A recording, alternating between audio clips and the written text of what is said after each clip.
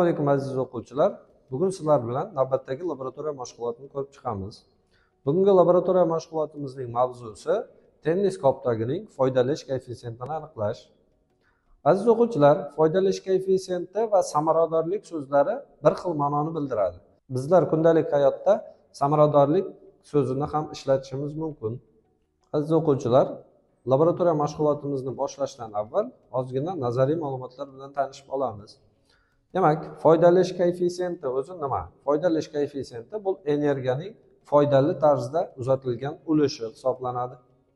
Foydali ish koeffitsiyentini hisoblash formulasi, ya'ni bu yerda foydali ishni umumiy ishga bo'lib 100% ga ko'paytirsak yoki foydali energiyani umumiy energiyaga bo'lib 100% ga ko'paytirsak foydali ish koeffitsiyentini hisoblaymiz.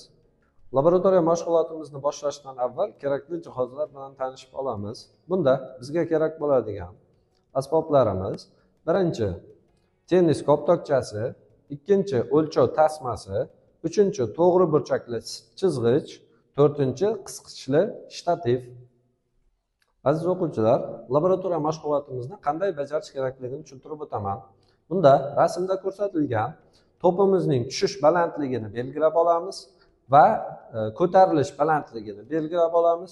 Tushish balandligini va ko'tarilish balandligi belgilab olingandan keyin foydali ish koeffitsiyentini hisoblaymiz. Ya'ni foydali ish koeffitsiyentini ko'tarilish balandligini tushish balandligiga bo'lamiz va son ko'rinishida foydali ish koeffitsiyenti chiqadi. Ya'ni buni foiz ko'rinishiga o'tish uchun 100% ga ko'paytirishimiz kerak.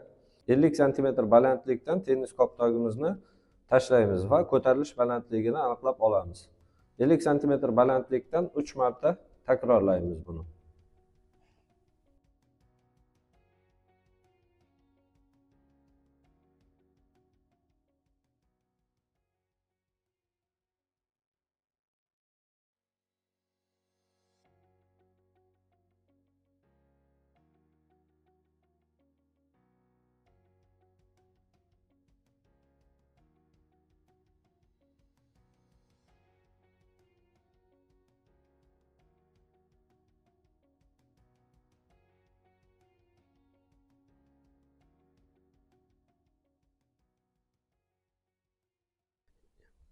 Ikkinchi marta 70 cm balandlikdan ham xuddi birinchi bajarganimiz kabi 3 marta takrorlaymiz va ko'tarilish balandligini aniqlab olamiz.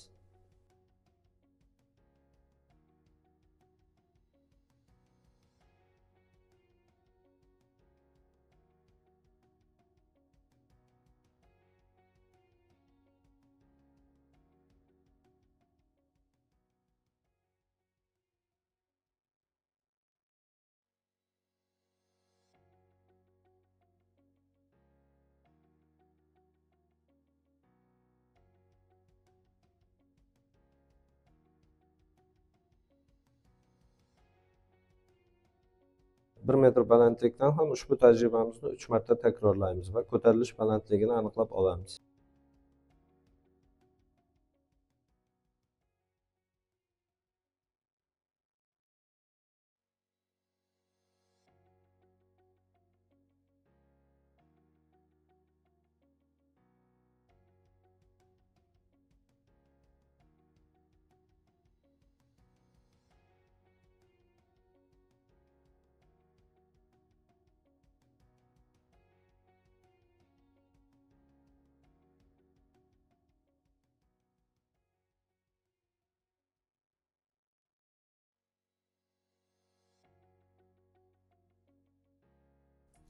Aziz o'quvchilar, laboratoriya mashg'ulotimizni ham bajarib, natijalarni oldik. Endi natijalarimizni jadvalga ham tushirib oldik. Ushbu jadval bilan tanishtirib o'taman. Bunda birinchi ustunda tushish balandligi, ikkinchi ustunda ko'tarilish balandligi, uchinchi ustunda ko'tarilish samaradorligi hisoblanadi. Ya'ni ko'tarilish balandligini aniq qiymatini o'lchash imkoniyatimiz juda yuqori bo'lmaganligi uchun 3 marta buni takrorlaymiz va o'rtacha qiymatini olamiz. Ya'ni birinchi ustunda 0,5 metr balandlikdan to'pimizni tashlaganda o'rtacha qiymati 0,138 metr balandlikka ko'tarilgan va foydali ish koeffitsiyenti 76,3% ga teng. ikkinchi qatorimizda 0,7 metr balandlikdan to'pimizni tashlaganda 0,155 metr balandlikka ko'tarilgan. Bunda foydali ish koeffitsiyenti 78,6 ga teng. Uchinchi urinishimizda 1 metr balandlikdan koptogimizni tashladik va o'rtacha qiymati 0,8 metr balandlikka ko'tarilgan va koptogimiz samaradorligi 79,8 ga teng bo'ldi. Aziz o'quvchilar, laboratoriya mashg'ulotimizni ham yakunladik. Ushbu laboratoriya mashg'ulotiga tegishli bo'lgan quyidagi savollarga javoblaringizni o'ylab ko'ring.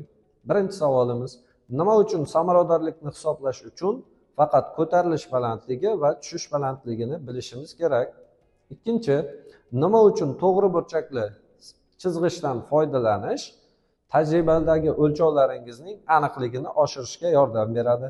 Uchinchi, koptok yerga urilganda energiyaning bir qismi qanday turdagi energiyalarga aylanadi?